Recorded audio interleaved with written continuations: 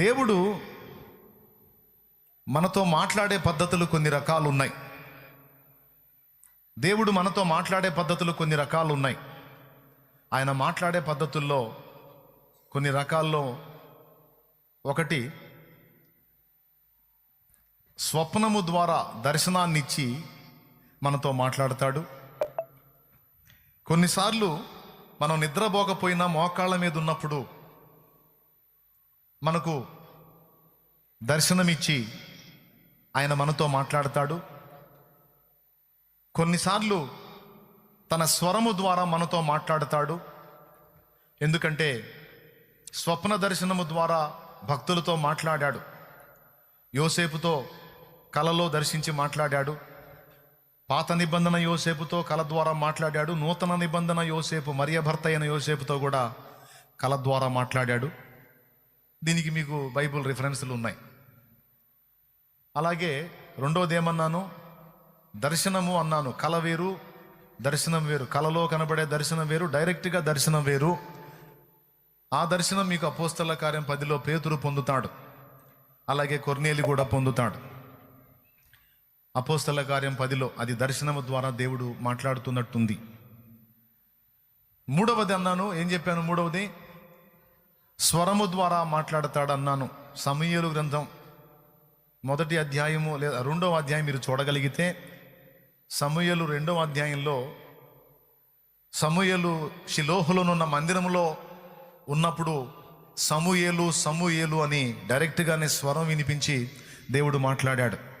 3. 4వది పరిస్థితుల ద్వారా దేవుడు మాట్లాడతాడు. నినివే వెళ్ళమని దేవుడు చెప్తే తార్షీషు వెళ్ళేటువంటి ఓడ ఎక్కుతాడు యోనా. కానీ ఓడ ముందుకు సాగదు. కొంచెం దూరం ప్రయాణం సాగిన తర్వాత పెను తుఫాను గాలి అడ్డొచ్చి ఆ ప్రయాణం ముందుకు సాగనప్పుడు యోనాకు మ్యాటర్ అర్థమైద్ది. దేవుడు ఒక ప్రదేశానికి పొమ్మంటే నేను ఇంకో ప్రదేశానికి పోయాను, అందుకే దేవుడు అడ్డు తగిలాడు, ఈ ప్రతికూల పరిస్థితులు నా బ్రతుకులో అనుమతించాడని అర్థం చేసుకొని వాళ్ళందరికీ విషయం చెప్పి వాళ్ళ చేత సముద్రములో విసరబడి తిమింగలం చేత మింగబడి 3 రోజులు దాని కడుపులో ఉండి ఎట్టకేలకు చిట్ట చివరికి తొదకు నినివేకి చేరి చెప్పమన్న పని చెప్పి వస్తాడు. చెప్పమన్న మాటలు చెప్పి చేయమన్న పని చేసి ముగిస్తాడు. అక్కడ పరిస్థితుల ద్వారా, ప్రతికూల పరిస్థితుల ద్వారా దేవుడు యోనాతో మాట్లాడుతున్నట్టు మనకు అర్థమైద్ది. ఆదికాండం 20వ అధ్యాయం 12వ వచనంలో అబ్రహాము దేశాంతరం పోవునట్లు దేవుడే చేశాడు అన్నాడు. మనకి సహజంగా మనం గుర్తించేది ఏంటంటే అబ్రహాము దేవుడు పిలవగానే బయలుదేరి వెళ్ళాడు అని మనం అనుకుంటాం. కానీ అబ్రహాము పిలుపందుకొని బయలుదేరాడు. ఎక్కడి నుంచి ఎక్కడికి బయలుదేరాడు అంటే దేవుడు పిలిచాడు. మెసొపొతేమియాలో ఉన్నటువంటి ఊరు అనే ప్రాంతం నుంచి కనాను ప్రాంతానికి రమ్మని దేవుడు పిలిస్తే ఆయన అక్కడి నుంచి బయలుదేరి హారాను అనే ప్రాంతానికి వచ్చి అక్కడ ఆగిపోతాడు.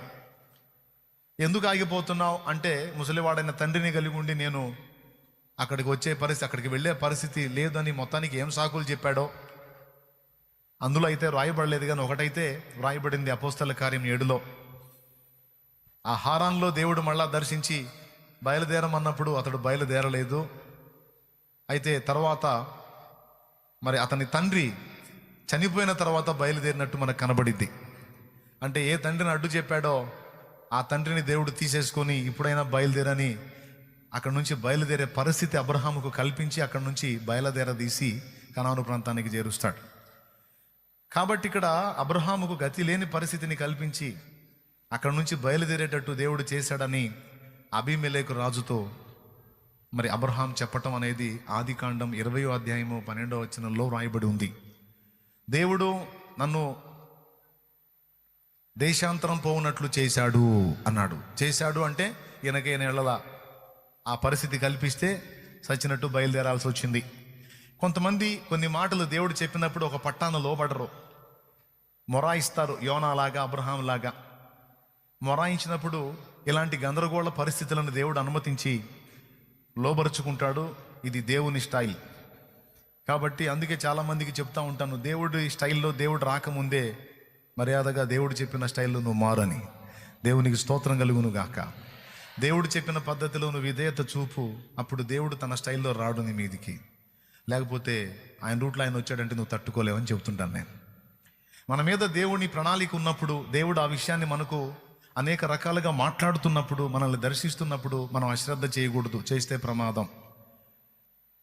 ఏం ప్రమాదం? ఎవరికి ప్రమాదం అంటే, నిర్లక్ష్యం చేసిన నీకు ప్రమాదం, నీ ద్వారా రక్షింపబడాల్సిన ఆత్మలకు ప్రమాదం.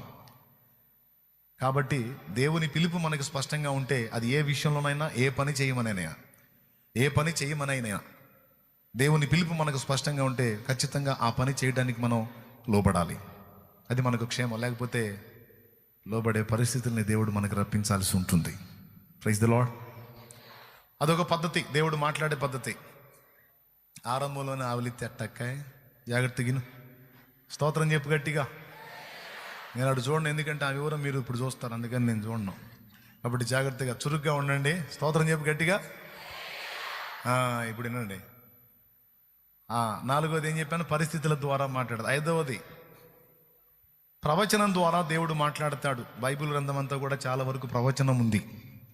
పాత నిబంధనలో ప్రవక్తలు ఉన్నారు, క్రొత్త నిబంధనలో కూడా ప్రవక్తలు ఉన్నారు. పాత నిబంధన ప్రవక్తలు మీకు తెలుసు. క్రొత్త నిబంధన ప్రవక్తల్లో సంఘంలో ప్రవక్తలు ఉన్నారు. పౌలు ఒక ప్రవక్త, బర్నబా ఒక ప్రవక్త.